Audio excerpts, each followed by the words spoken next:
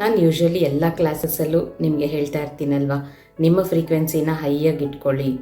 Frequency ಹೈಯಲ್ಲಿದ್ದರೆ ನಮ್ಮ ಲೈಫ್ಗೆ ಏನು ಒಳ್ಳೆಯದೋ ಅದನ್ನೇ ನಾವು ಅಟ್ರ್ಯಾಕ್ಟ್ ಮಾಡ್ತೀವಿ.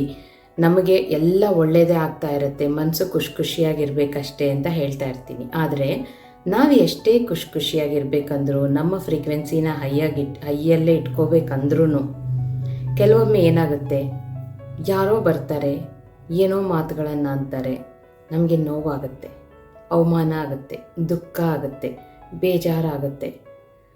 ಕೆಲವೊಬ್ಬರನ್ನ ನೋಡಿದಾಗ ಅಸೂಯೆ ಬರುತ್ತೆ ನಮ್ಮಲ್ಲಿ. ಈ ಥರ ನೆಗೆಟಿವ್ ಎಮೋಷನ್ಸ್ ಬಂದಾಗ ಹೇಗೆ ಹ್ಯಾಂಡಲ್ ಮಾಡ್ತೀರಾ? ಸೊ ಈ ಥರ ನೆಗೆಟಿವ್ ಎಮೋಷನ್ಸ್ ಬಂದಾಗ ಯಾರಿಂದ ನಿಮಗೆ ನೋವಾಯಿತೋ, ಬೇಜಾರಾಯಿತೋ, ದುಃಖ ಆಯಿತೋ, ಅವಾಗೇನು ಮಾಡ್ತೀರಾ? ಅವ್ರ ಪಾಡಿಗೆ ಅವ್ರು ನಿಮ್ಮನ್ನು ಏನು ಹರ್ಟ್ ಮಾಡ್ತಿದ್ದಾರೋ, ಅವಮಾನ ಮಾಡ್ತಿದ್ದಾರೋ ಮಾಡ್ಕೊಳ್ಳೋಕೆ ಬಿಟ್ಬಿಡಿ. ಯೂನಿವರ್ಸ್ ಹತ್ರ ಕೇಳ್ಕೊಳ್ಳಿ, ಯೂನಿವರ್ಸ್ ಪಾಪ ಅವರಲ್ಲದು ಏನು ಸ್ಟ್ರೆಸ್ ಇತ್ತೋ ಅದನ್ನು ತೋರಿಸ್ತಾ ಇದ್ದಾರೆ, ಹೀಗೆ ಸರಿ ಬಿಡು, ನಾನೇ ಹೆಲ್ಪ್ ಮಾಡಿದ್ದೀನಿ ಅವ್ರಿಗೆ ಅವರಲ್ಲಿರೋ ಸ್ಟ್ರೆಸ್ಸನ್ನು ಹೊರಗೆ ಹಾಕೋದಕ್ಕೆ. ಈ ಸ್ಟ್ರೆಸ್ ಎಲ್ಲ ಹೊರಗೆ ಬಂದುಬಿಡ್ತು ಅಂದರೆ ಆಮೇಲೆ ಆರಾಮಾಗಿ ಆಗ್ತಾರೆ, ಪರವಾಗಿಲ್ಲ.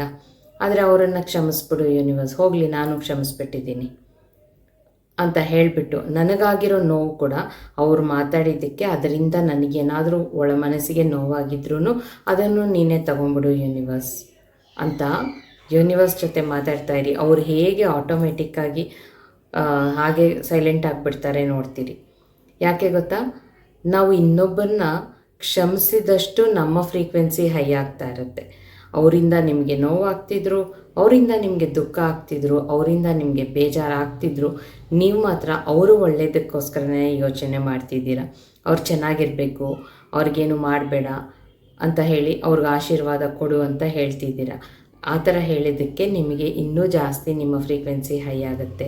ಆ್ಯಂಡ್ ನೀವು ಯಾರ ಮೇಲೆ ಯಾವ ಕೋಪ ಇಟ್ಕೋಬೇಡಿ, ಕ್ಷಮಿಸ್ಬಿಡಿ. ಎಲ್ಲರನ್ನ ಕ್ಷಮಿಸೋದ್ರಿಂದ ನೀವು ದೊಡ್ಡವರಾಗ್ತೀರಾ. ಕೋಪ ಮಾಡ್ಕೊಂಡು ಬೇಜಾರು ಮಾಡಿಕೊಂಡು ನಿಮ್ಮ ಫ್ರೀಕ್ವೆನ್ಸಿನ ಡೌನ್ ಮಾಡಿಕೊಂಡು ಯಾಕೆ ಇನ್ನಷ್ಟು ಸಮಸ್ಯೆಗಳನ್ನು, ಕಷ್ಟಗಳನ್ನು, ನೋವುಗಳನ್ನು ಅಟ್ರ್ಯಾಕ್ಟ್ ಮಾಡ್ಕೊಳ್ಳೋದಲ್ವಾ? ಸೊ ಯಾರು ಏನು ಬೇಕಾದ್ರೂ ಹೇಳ್ಕೊಳ್ಳಿ, ಅವ್ರಿಗೆ ಈ ವಿಷಯಗಳೆಲ್ಲ ಗೊತ್ತಿಲ್ಲ, ನಿಮಗೆ ಗೊತ್ತು ತಾನೇ. ಕ್ಷಮಿಸ್ಬಿಡಿ ಇನ್ಮೇಲೆ.